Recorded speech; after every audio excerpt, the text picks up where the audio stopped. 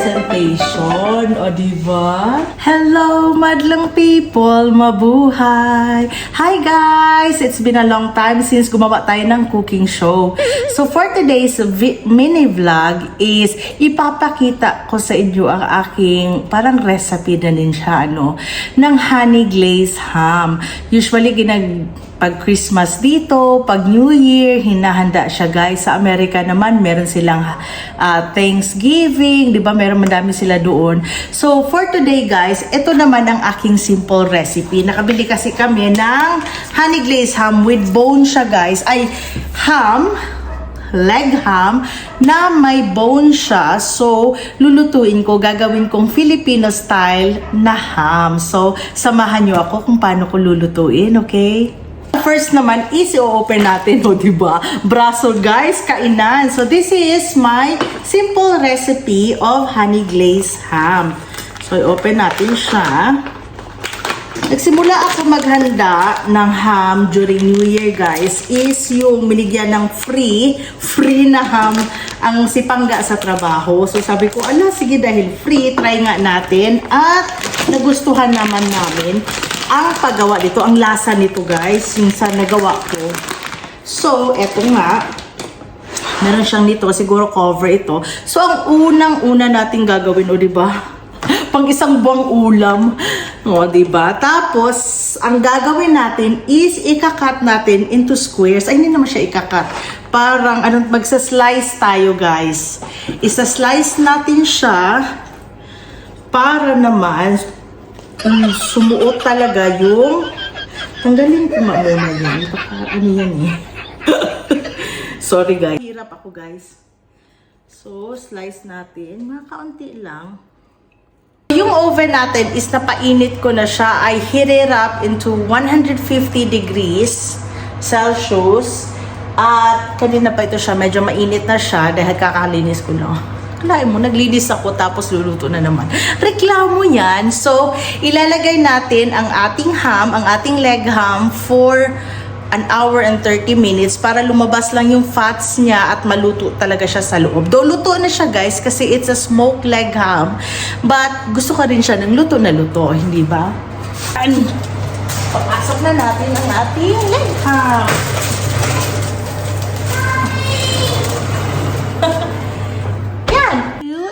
1.5 hours. So, after 1 hour and 30 minutes, guys, kukunin na natin ang ating ham sa oven. So, ang bigat! Eto na nga siya, guys. Medyo mainit. Dadahan-dahanin natin kasi gagamitin pa rin natin ng foil para naman hindi masayang. Medyo mainit siya. Mainit-init pa tayo. Kita niyo yung isda, guys. Nagpiprito din kasi ako. So, ayan. Ayan. Diba guys? Yan. Bumuka na siya. At saka yung mga fats niya. Tingnan ninyo yung fats ha. So ayan na siya guys. Lumabas na nga ang kanyang mga fats. Mamaya gagamitin natin yan. O diba? Ang bango-bango. Pero hindi pa yan. Meron pa ang gagawin dyan. Okay, at dahil nga tapos na at medyo palamigin natin siya, ang gagawin naman natin ngayon is yung glaze natin. So, papaano ba? Ito naman is pachamba-chamba lang ang ginagawa ko. So, ito yung pan na gagamitin, yung saucepan na gagamitin ko. Maglalagay tayo dito. Yung juice dito na, hindi naman ito siya super talaga mahal guys. Kasi, diba? Pero maganda din yung Dole na Del Monte. Yan. Strain lang natin. Nasa sa inyo kung gusto nyo masabaw or hindi. Basta itong ginagawa ko guys. Ayan na nga. Ito yung juice niya. Pineapple juice.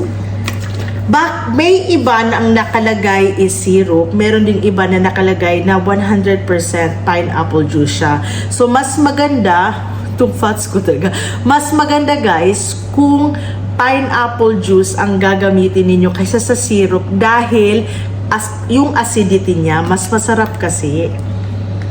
So, mga 2 can ang aking gagamitin. Strain lang natin ulit kasi ang gagamitin natin is yung juice. Pagkatapos niyan, Yan. Sarap nito, guys. Parang gusto ko kumain ng pineapple. Wait ha. Tingnan natin kung matamis.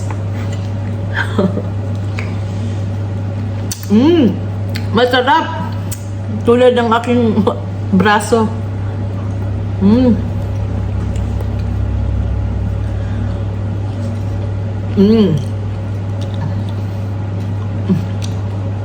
Ang sarap. Tapos naman, ang susunod is yung ating bumili ako ng cherries, guys, na nasa bowl na siya. Pitted na siya. Ibig sabihin, wala na siyang seeds. So, yung juice na gagamit, yung juice ng cherries dito, ilalagay din natin siya sa ating sauce. Pangga, I need help. Hindi kaya ng powers natin, guys. Meron talagang limitation ng pagiging independent woman natin. Oh, thank you. Nasabuyan pa siya. So, lalagay tayo ng mga kaunting juice dito, guys. Siguro tagkat lang natin mga nasa, gagamit tayo ng cups dito. So, siguro, ayoko kasi tanggalin lahat. Dahil, sayang din naman. Pag hindi nagamit lahat ng cherries, ayoko naman anuhin. O, siguro mga 1/2 cup. Okay, 1/2 cup. Medyo kulang pa siya. Lagyan pa natin kaunti. Natin siya ng honey. Honey, guys. Gamit na gamit ang ating ipin. At dahil wala naman tayong brown sugar, guys, ang gagamitin ko is yung raw honey. Ay, raw sugar. Hindi siya refined, so raw. Baka ano lang siya. Half a cup. Iwiwis lang natin siya, guys, bago natin siya ilagay. Ako, ginagawa ko, bago ko siya nilalagay sa tubig, ay sa init, sa stove natin. Yung kung naririnig nyo, guys, is nagpiprito din kasi ako ng isda. So, tingnan natin, ha. Ayan na. Minimix ko lang. Ayan. Yan. I-reduce natin siya, okay? So, antay.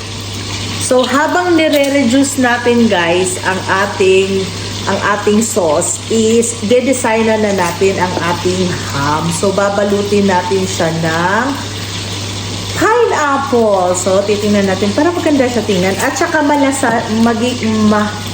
malalasahan mo talaga ang pineapple. So, gagamit lang tayo dito ng toothpick para naman alam mo na. So, gagamit lang tayo ng toothpick.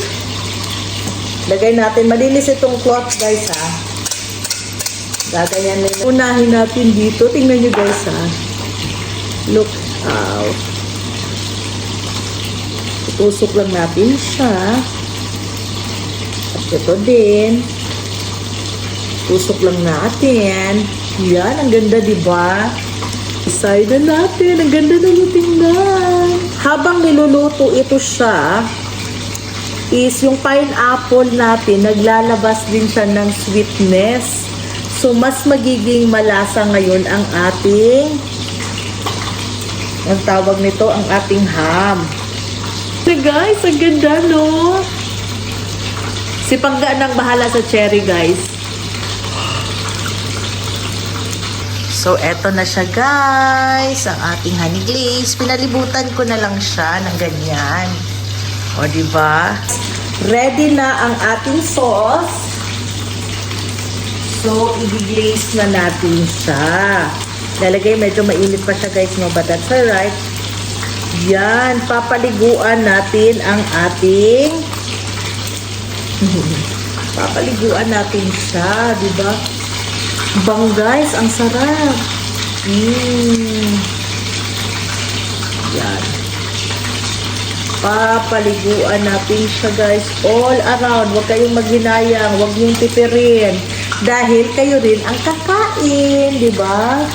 Yan, always sinasabi ng asawa ko, huwag mong pipirin ang pagkain mo kasi ikaw din ang kakain yan. Yan. Ngayon, pwedeng mag-iwan tayo or mamaya ko na rin yan. O, di ba? Kasi, ang sarap. Yan. So, na-cover na natin siya. Ang gagawin natin next is, babalik natin yun. Iko-cover natin siya ulit. Diba? Ito yung ginamit natin kanina. Ilalagay na naman natin ulit. With matching ating cover. Yan. Ganyan lang siya, guys. Bali, parang lulutuin lang natin siya sa sauce.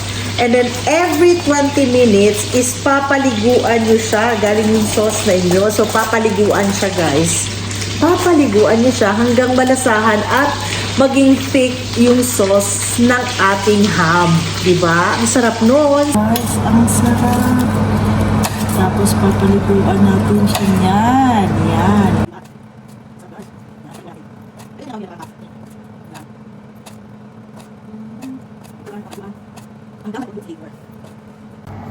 So, hindi na natin siya i-cover, guys. Ibabalik na lang natin siya sa loob. Ay, medyo mabigat siya. Yan. Ibabalik natin siya sa loob at aantayin na nating maluto. So, guys, eto na ang ating leg ham. Ngayon, tinikan ko ang sauce. So, tingnan natin, ha? Ay, anong tawag nito? Tinikan ko ang sauce, guys. So, isi-spread. I-glaze na naman natin siya. For presentation. O, diba? So yummy. Anak, let's pray.